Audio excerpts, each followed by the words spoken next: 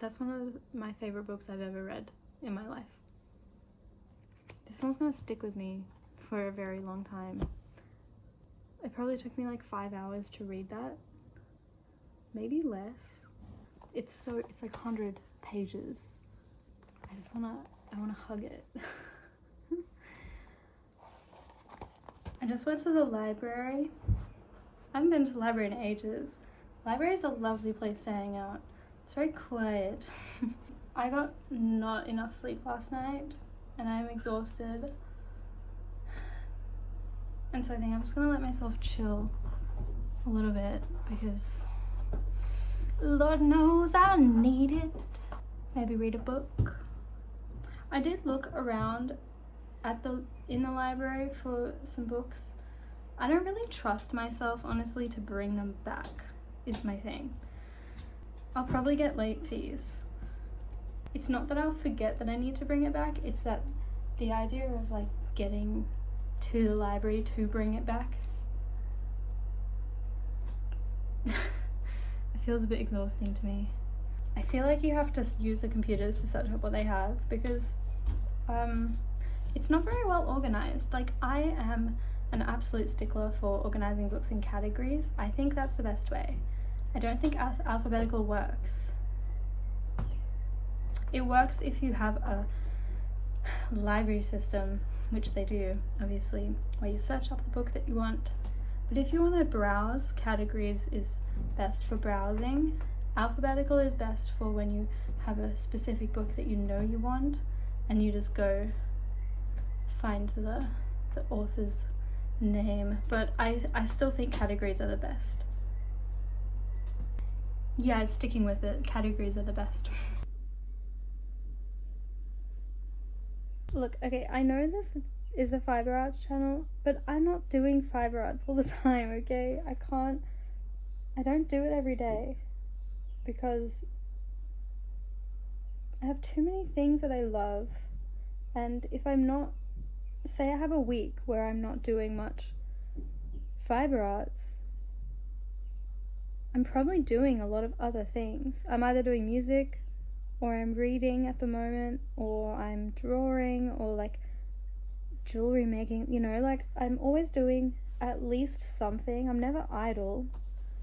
Don't get it twisted, I'm never idle. I don't never do nothing. I definitely don't always do fiber arts. How can you?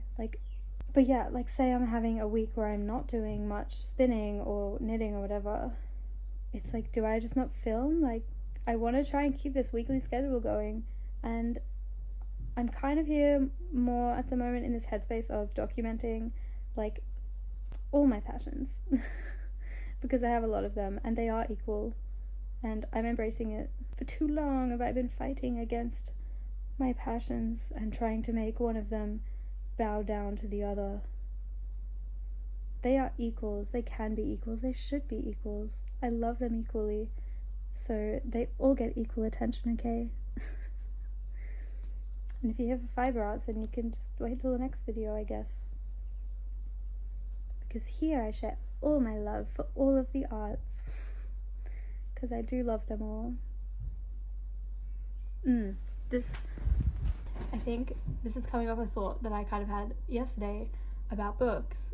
And I realized that it is exactly the same as music in like the way that you're consuming art. Like music and books feel very close to me and very similar, because when you're exploring, I'm in like an exploratory phase with books at the moment, like really just reading anything to see what I like and to learn about what I like and what my tastes are with books. And that is what you do with music. Like, you have to listen to new music and you have to listen to a lot of music to figure out what music you like. And even then, you'll need music, certain types of music for certain types of things and certain types of moods that you're having. And so if you need to just have party time, fun time, where you're just looking for a vibe and to like lift your spirits, then you'd put Blondie on, yeah? But if you like really want to challenge yourself, you would put on maybe classical music or something, or some jazz, or some experimental music, or maybe just a genre that you're not entirely comfortable with. Say you're not very much into 90s grunge. You might listen to Alice in Chains and be like, what's this all about? And you might hate it, or you might love it. And it's like curating your taste, yeah? And books are the exact same. You might need a book for a certain type of mood, and for different reasons. Like, you don't always need a very in-depth descriptive classic. Sometimes you need a shitty crime thriller book. Sometimes you need entertainment, not thought-provoking.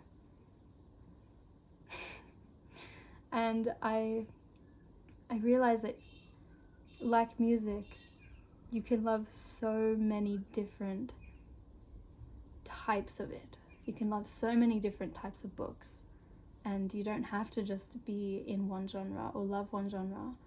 You can love many. So yeah, that was like my big realization yesterday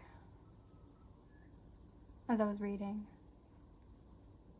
is because I finished 1984 yesterday, and then I started Of Mice and Men yesterday afternoon, and the two writing styles are just so completely different that it was like a shock to the system. And I was also just like in love with this from like the first sentence. Just the description and like the detail. It was literally like I was watching a movie in my head while I was reading it. Like, while I was reading it, he describes things so vividly that I literally could hear the soundtrack to the movie I was watching. And I could see like the shots and like the camera movement and shit. It was actually insane. But like, that's not what 1984 was like. That's a different vibe. And I just realized as soon as I picked this up, I was like, I need this. I need a quick, beautiful story about friendship. Which ultimately just broke my heart.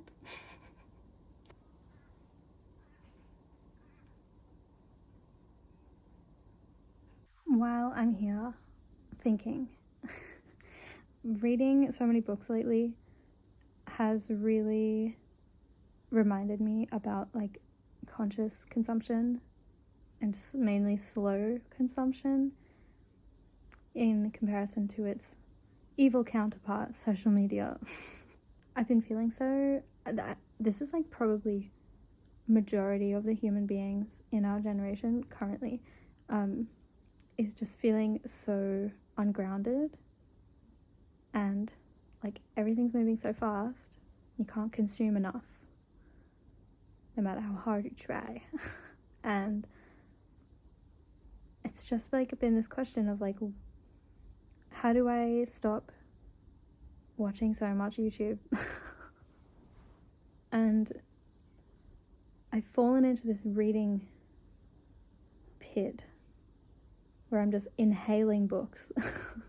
And it's just like, this is how I stop watching so much YouTube, and this is how I stop consuming so much fast-paced short content, which I'm not advocating entirely for getting rid of it and never consuming it. Obviously, I make YouTube videos, but more about a more conscious consumption, you know, consuming with awareness and intention. And something I found is my love for the pace of reading books and the experience I've been having with this being like such a large part of my life at the moment is that it's seeping through into movies and TV shows and all of that. And instead of opening Netflix and having the algorithm like show you things that you want, it's like I'm thinking way more consciously even about the films that I want to watch. And like, I'll think of a film and be like, I want to watch that film, and I'll find it. And something about that, in an age where we have had Netflix for like many years now, and we've had algorithms like spoon feeding us like the content that we will like based on what we've liked previously, and all of that, you know, echo chamber kind of situation. The act of having enough free space in your brain, because I've taken a bit of time, a lot more time away from it, not completely, I haven't stopped watching TV, and I'm not on a high horse of like, TV sucks, books are the best. They are the best, but like, it's not, this is better than that. It's like, just because I've stepped back a little bit, I feel like my brain has more space and time to think and curate what I'm consuming, which is not what our current lifestyles is advocating, really. Like, social media doesn't advocate for, you know, slow, conscious consumption. That's not what it's made for. It's not what it's designed for. But it certainly is also not what we're designed for. Like, we're not designed for what social media is designed for. And the act of choosing a movie from my brain that I've thought about wanting to watch and then seeking it and maybe it's not on Netflix, so I have to find it somewhere else, and maybe it's not on the 10 different places I have a subscription to at all, and so I have to rent it, God forbid. It's like, I'm still gonna rent that movie because this is the movie I want to watch. I don't want to succumb to, find something like it that's on one of my 100 subscription platforms. And don't get me wrong, I love a good scroll, and I love a good YouTube rabbit hole, and I love sometimes just Netflix telling me what I like, because it does know what I like. You know, it's like mostly right. It's like, yeah, I did like that. Thanks for recommending it. But there is a little bit of power and thrill attached to, I'm watching this because I thought of it, and because I've been exploring as many different kinds of books as I can. I'm like, how can I extend this to music? Like, what new music can I listen to instead of listening to the same shit all the time? And films, like, what films are out there that I haven't seen because Netflix doesn't put that in its top trending, whatever. I don't know. I'm trying not to be like, you know, too negative about like, ew, algorithms and it. Like, it is that, but no one likes that guy who's like, you know, shitting on the world they live in, because it is the world we live in. But I don't know. I do think there is a lot of truth in having to make sure you're stepping back, and that it's not the only world you live in. Or maybe I've just been reading too much Orwell.